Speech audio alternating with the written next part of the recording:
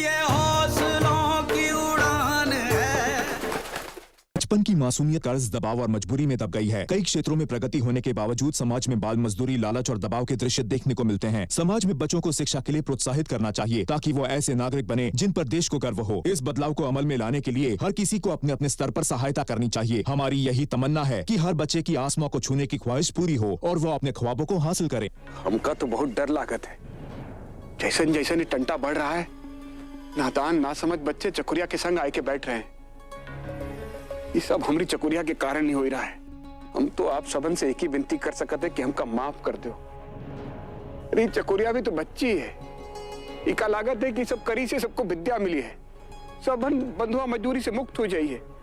अरे ऐसा हो ही सकत है का? अरे ये सब चकुरिया के कारण नहीं है। आजकल के बच्चा लोगन सब कुछ समझते, यही कारण तो क्रांति की हवा चलत है। भैया जी अपनी आंधी चलाई दिए ना तो ये क्रांति धरी की धरी रह जाइए। हमका तो एक कोई बात समझ में आवत है कि बच्चे बड़े जो नौटंकी करे रहे ना, इनका करे दो। हम मालिक के पास जाइए और मालिक से कहिए कि मालिक हम आपकी प्रजा हैं, हम आपके साथ हैं, इनके साथ हमारा कोनो संबंध नहीं है। तो मालिक हमसे नाराज ना हुई हैं। अगर हम भैया जी के संग हुई है ना तो हमरे बाल बचवा मालिक के प्रकोप से बच जाइए। हाँ ठीक कहते भुवन।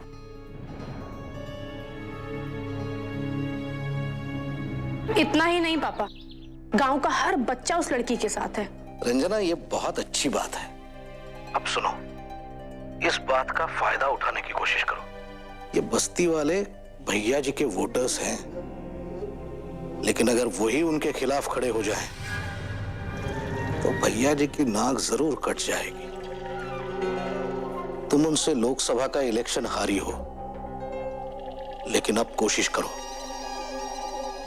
करो कि असेंबली के इलेक्शंस तुम जीत जाओ। और रंजना ये तभी मुमकिन हो पाएगा जब भैया जी की असलियत सबके सामने आ जाएगी। जी पापा।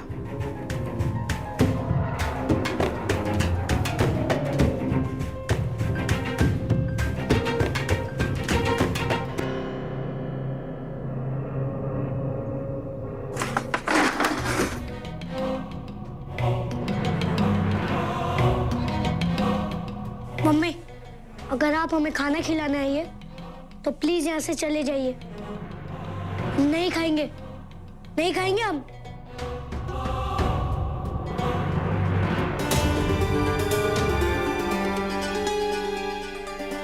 विवान बेटा, अच्छे बच्चे मम्मी से ऐसे बात तो नहीं करते और ना ही ऐसे नाराज होते हैं।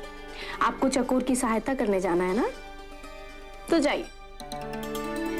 क्या मम्मी आप सच कह रही है? हाँ, हमारी कसम।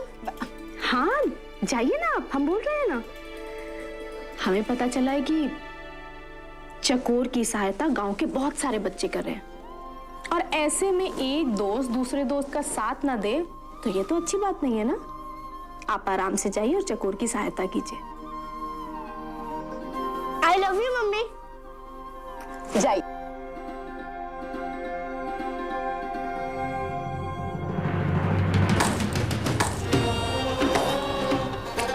जेठानी जी, हम हारे जरूर हैं, लेकिन हथियार हमने अभी भी नहीं डाले हैं। जब तक आपको नीचा ना दिखा दें, तब तक चैन से तो हम भी नहीं बैठेंगे। विवान की क्या जरूरत थी दादी हर बात पे हमरे तरफदारी किए की? अब कमरा में बंद कर दिए ना उका। और हमका पता है गुस्से में कछु नहीं खाई है, हम इस तरह भूख हड़ताल करी है। दीदी, जब हमका गुस्सा आता है तब हमका बहुत भूख लागत है, और जब हमका बहुत भूख लागत है तब हमका बहुत गुस्सा आता है। चकोर!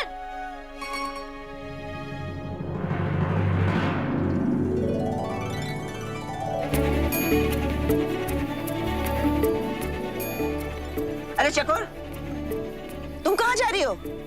देखो, अनशन का नियम है कि अपनी जगह से नहीं हिलते। बैठ जाओ। चकोर, अब हम भी तुम्हारे साथ सत्याग्रह करेंगे।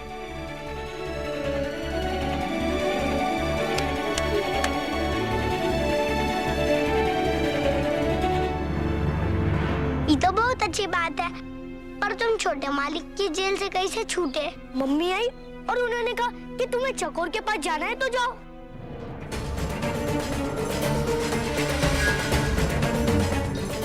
क्या रंजना ने तुम्हें यहाँ आने दिया? जी दादी। हमें तो लगता है इसमें जरूर कोई नई चाल होगी। विवान बेटा, तुम अभी हवेली चले जाओ, नहीं तो पता नहीं चकोर के ऊपर कोई नई आफत आ जाए। तुम जाओ। हाँ हाँ विवान, दादी ठीक बोला था, तुम वापस हवेली लौट जाओ। हमें मालूम है हमारी मम्मी ने बहुत सारी मिस्टेक्स की है, मगर अब वो अपनी मिस्टेक्स को सुधारना चाहती है। और आपको पता है मम्मी वापस से पुरानी वाली मम्मी बन गई है दादी। काश सारी दुनिया इन बच्चों की तरह दिल की सच्ची और मासूम हो जाए। कितने भोले होते हैं ये, मीठी बातों में छुपे हुए जहर को नहीं देख पाते।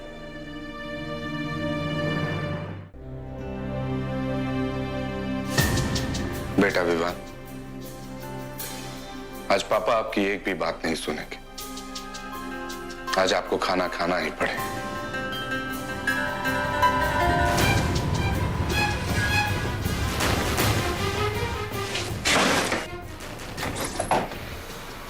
विवान, विवान, विवान!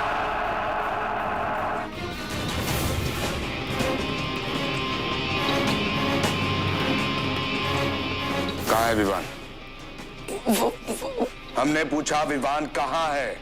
वो बस्ती की तरफ गए। दरवाजा किसने खोला? छोटी भाभी ने।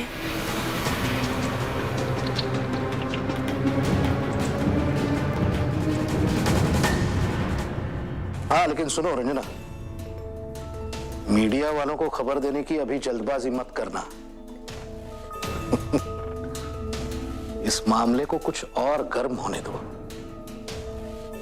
वक्त आने पर हम खुद मीडिया के कान खुजा देंगे और फिर मीडिया वाले आजादगंज पर हमला बोल देंगे। फिर हम देखते हैं ये भैया जी कैसे बचते हैं। हमें इंतजार रहेगा उस दिन का।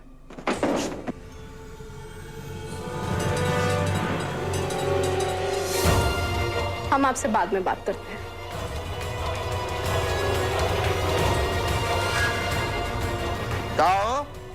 बड़का नेताइन बनबू? नहीं, नेता बनने का शौक चढ़ा है। बना नेता, बनाए नेता, नेता बनेंगी। रंजना तुम इतना नीचे गिर जाओगी ना, हमें यकीन नहीं होता। लेकिन हम खूब समझते हैं कि तुमने हमारे बेटे को गांव में क्यों भेजा। खूब समझते हैं हम, काहे कि तुम ना हमारे बड़के भैया को नीचा दिखा सको। यही लिए बोलती क्यों ना? दोबारा हम पर हाथ उठाया ना तो हमसे बुरा कोई नहीं होगा। अपने बड़के भैया की चमचागिरी करते करते भूल गए आप कि हमारे पास भी हाथ है और हमारे पापा के पास 1000 हाथ है। अपने पापा गिरधारी लाल की धमकी ना जाके किसी और को दे। चल, हमें नहीं। और जहां तक रही तुम्हारी बात ना, तो तुझे तो हम खुली चेतावनी देते हैं यार। ये रंजना, हमारे बेटे को ना अपने गंदी राजनीति सियासी खेलों से दूर रखना, नहीं तो पहले तुम्हारे पापा को फिर तुम्हें। क्या क्या करेंगे आप? कुछ नहीं कर सकते आप। अच्छा, अभी आप देखिए मनोहर जी, कैसे हम इस आंदोलन को बढ़ावा देते हैं। अच्छा, तो आज ना तुम हो एकदम कान खोल करके ध्यान से सुन ले। जहां तक रही हमारे बेटे की बात, तो उसे तो हम गांव से वापस लेकर आएंगे। और उसके बाद फुर्सत में ना हम पहले तुम्हारे पंख को काटें, ताकि तुम ना कभी उड़ने की कोशिश न कर सको। जो करो तो सिर्फ कोशिश करना, उड़ नहीं सकोगी तुम, अड़पड़ाती रहोगी। बनाओ हम तो के नेताएं, बनाओ। ये अंग्रेजों के जमाने की बात है। कलकत्ते में एक दफा बहुत बड़ा दंगा हुआ था, तो बापू कलकत्ता पहुंच गए और उन्होंने अनशन शुरू कर दिया। उनका कहना था कि जब तक लड़ाई नहीं रुकेगी वो पानी का एक बूंद अपने गले से उतारेंगे नहीं। उनकी हालत काफी खराब हो गई, लेकिन वो अपने जिद पे अड़े रहे। और जब लोगों ने जाके मंदिरों और मस्जिदों में कसम खाई कि और लड़ाई झगड़ा नहीं होगा, तब जाके बापू ने अपना अनशन छोड़ा।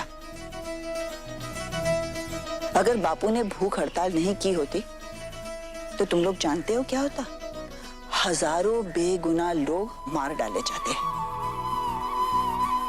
लेकिन बापू के अनशन के सामने सबको मजबूर होके सर झुकाना पड़ा, क्योंकि जीत हमेशा सत्य की होती है।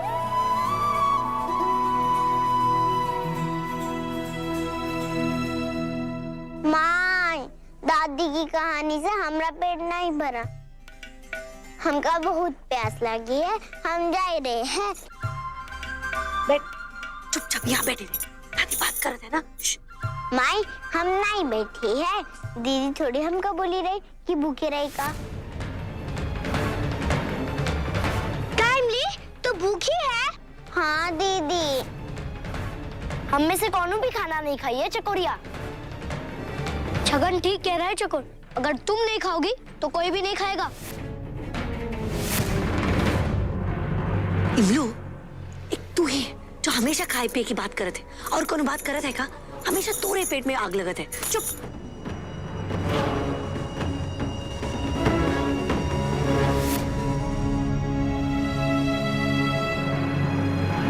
हम तो इसलिए अनशन कर रहे थे कि हम तुम सब सपना वाला पूरा नहीं कर सके। हम तब तक नहीं खाई पिए करी है जब तक हमारी बात पूरी नहीं हुई है। पर तुम सब अपने संग फुकरता काहे करत हो? जाओ सब लोग जाओ, खाओ पियो। हमका तो हवेली में रह की आदत हुई गई है भूखे प्यासे रहे की। हम पर भूख प्यास का कौन असर नहीं पड़ी है। अगर तुम लोग का जो खाए पिए नहीं तो बहुत बुरा है। हम अपना अनशन तोड़ दें हैं। अगर हम अपना अनशन तोड़ दिए हैं तो हमका शिक्षा नहीं मिली है। अगर हमका शिक्षा नहीं मिली है तो हमका बंधुआ जीवन से मुक्ति नहीं मिली है। और अगर बंधुआ जीवन से मुक्ति नहीं मिली है तो निशान भी नहीं मिल सकता है।